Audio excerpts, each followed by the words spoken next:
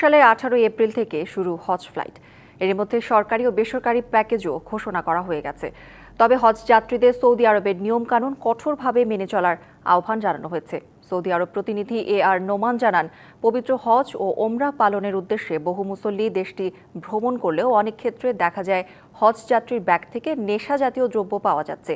বিশেষ করে পান, জর্দা, সিগারেট সহ অনেক অবৈধ জিনিসপত্র পরিবহন করেন যাত্রীরা, যা দেশটির আইনে সম্পূর্ণ অবৈধ। অনেকের লাগেজে ইয়াবাসহ নেশাদ্রব্য পাওয়া যায়। এজন্য সৌদি প্রবাসীরা বলছেন, এজেন্সিগুলোর উচিত হাজিদের ব্রিফিং করে সৌদি আরবে কি কি আনা যাবে সে ব্যাপারে সচেতন করা।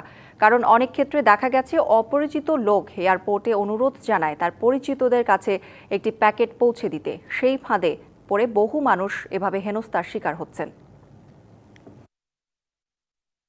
আমি খুবই সন্তুষ্ট, আল্লাহর কাছে আমি প্রাণ খুলে প্রার্থনা করি।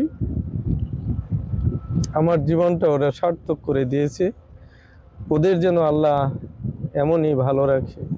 আপনারা তামাক জাতীয় জিনিস এবং পান, সুপারি, বিড়ি, সিগারেট বা অন্য কোনো নেশা জাতীয় দ্রব্য সঙ্গে নিয়ে আসবেন না, যা সৌদির আইন অনুযায়ী এটাই দেশে নিষিদ্ধ।